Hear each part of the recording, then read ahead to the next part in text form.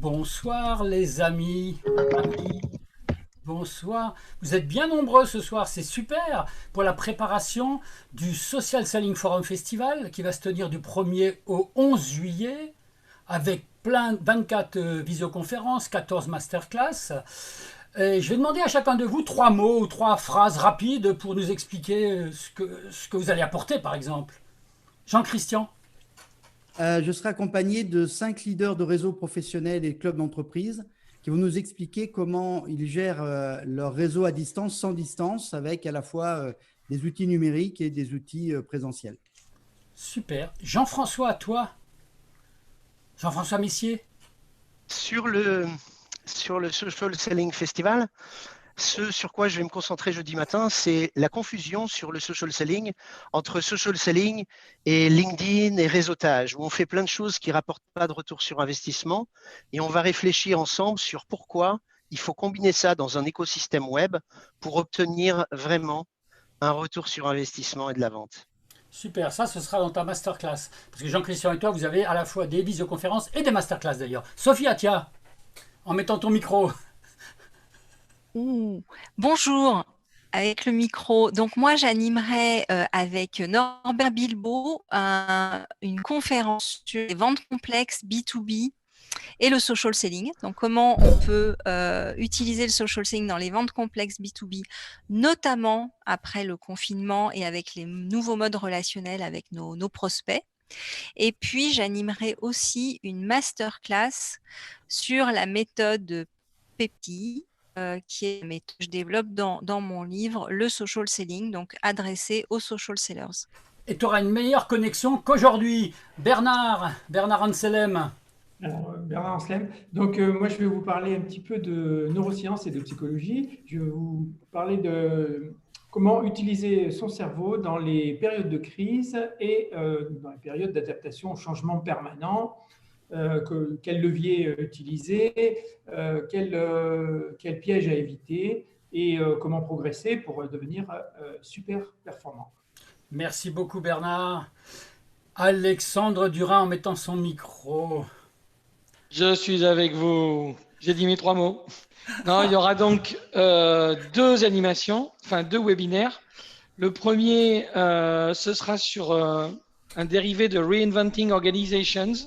On va essayer avec Bernard-Marie Chiquet et d'autres qui ne sont pas présents ici ce soir, de travailler sur le lien avec le social selling.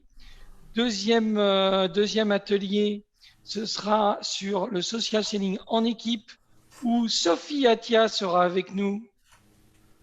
Voilà, et qui donnera lieu à une masterclass le lendemain. Ciao. Merci beaucoup Alexandre. Jean-Philippe Cunier. Écoute, moi je vais venir avec beaucoup d'enthousiasme et surtout avec des questions. J'anime une keynote sur comment vendre à travers un écran. Et c'est vrai que la contrainte du télétravail, du Covid, qui nous a tous mis en télétravail et derrière un écran, eh bien, offre de nouveaux super pouvoirs, de nouvelles possibilités. Donc, on va aller explorer ça. Et puis, je serai avec Maud Samagalski d'Hewlett Packard, avec Estelle Froquin de Veritas, avec surtout Jean-Denis Garot du CMIT et Carol Winkis de Bonitasoft, où on aura un débat sur les grandes tendances du marketing et du social selling, juste après la keynote de Jean-Denis Garot sur le sujet. Voilà. Et puis, je viendrai avec beaucoup de questions. Les techniques de vente sont-elles obsolètes? Quelles questions faut-il se poser sur sa propre performance pour l'améliorer? Pourquoi est-ce que tout le monde s'intéresse aux outils alors qu'en fait, c'est les process qu'il faut peut-être changer? Et puis, c'est bon Jean-Philippe, c'est bon. Bref, ouais, super. Mais il a trop de questions. Il a trop. J'en ai bien d'autres. Je m'interroge. Henri Perret, Henri. Bonjour à tous. Moi, je viens vous parler de la prochaine génération des réseaux sociaux, que l'on appelle réseaux sociaux d'engagement, qui permettent de regrouper des communautés ou des tribus qui s'engagent sur les valeurs. Donc, on travaille autour de l'engagement. On va chercher à mesurer ce genre d'engagement. Et surtout, je vous expliquerai combien ça va changer les modèles sociétaux des prochaines décennies. Merci Henri. François-Xavier Magnin. Bonjour à tous. Si vous vous posez des questions sur le Sales Navigator, ce qu'il apporte dans le cycle de vente, comment l'utiliser, comment le déployer, ce qu'il faut faire, ce qu'il ne faut pas faire, c'est la bonne session à laquelle vous devez participer. Je participerai à cette session notamment avec Sophie Atia et Julien Girard. Voilà, l'idée, c'est vraiment de mettre dans le contexte du social selling le Sales Navigator. Il y a pas mal de questions et il y aura probablement un débat sur la notion d'automatisation de la prospection commerciale. Il y a des pour, il y a des contre et des avantages et des inconvénients et on parlera de ça également pour vous éclairer sur ce sujet. Eh ben, ça fait la transition avec Julien Girard, justement. Julien, en mettant ton micro. Voilà, comme moi je fais tout ce qu'on n'a pas le droit de faire sur LinkedIn, je viendrai échanger sur la prospection automatisée, la vente complexe, l'account-based marketing et forcément, Loïc, la prospection à la bourrin. La prospection à la bourrin. On va faire hashtag la prospection à la bourrin. Très bien. Et l'idée, ce sera de montrer comment en 10 messages, on peut prospecter comme un bourrin et comment on peut rester fin en envoyant 100 000 messages. Très bien. Emmanuel Petiot. Ben, c'est bon, elle n'a pas son micro, donc c'est bon, elle dit qu'elle parle trop. Non, ben oui, tu me dis que je parle trop. Ça a l'air vraiment génial ce que j'ai entendu, donc je vais faire en 2-3 phrases. Moi, je vais parler de LinkedIn et du SEO pour essayer vraiment d'approfondir lors de la recherche d'emploi. Donc, je serai accompagnée par un super combo, donc je serai accompagnée par Amélie Favre et Roselyne Laloupe. Et je vais en même temps parler avec Jean-Pascal Mollet, et aussi de la vente, et ainsi que Pamela Outour. Et parce que de toute façon, chercher un emploi, c'est se vendre. Et en ce moment, il y a 10% de plus de chercheurs d'emploi. Donc, on est en ligne. Merci Loïc. Merci à toi. Et alors, François Michalon, qui n'a pas mis son prénom et son nom dans Zoom, il apprendra à le faire d'ici la semaine prochaine. Donc, François Michalon, qu'est-ce que tu vas partager avec nous ? Ah, et il faut aussi apprendre à mettre le micro. Ça, c'est bien, c'est une répétition. Voilà. Non, effectivement. Le micro est mis. Qu'est-ce que je vais faire avec vous ? Eh bien, je vais vous apprendre, ou je vais apprendre, ou rappeler à certains comment faire moins d'efforts pour être plus efficace. Puisque aujourd'hui, et depuis déjà pas mal de temps, mon leitmotiv, c'est de m'occuper de ceux qui sont en charge mentale et qui sont en burn-out et qui ont un trop-plein de tout. Donc, le but, c'est de les alléger. Voilà. Super. Anastasia, la communication efficace. Anastasia, mets ton micro et dis-nous. Ah, voilà, tu as tout dit, Loïc. Je participe dans la keynote et dans la panel de discussion sur la communication efficace. Donc, on va parler des bonnes et des mauvaises pratiques de la communication, qu'elles soient orales, écrites, en vidéo, quelles qu'elles soient. En fait, les pratiques sont les mêmes.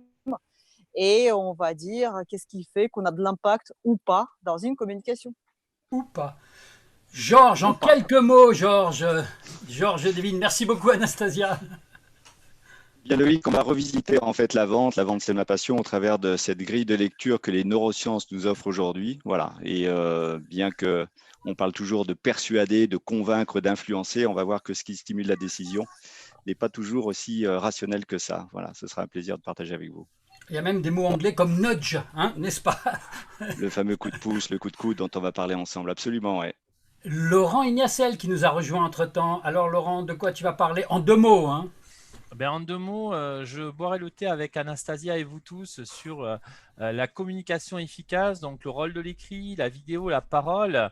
Et comme je suis un grand bavard, je reboirai le thé avec Christine Morlet et je parlerai du pitch pour savoir être distinctif sous la haute houlette de Véronique Leroy.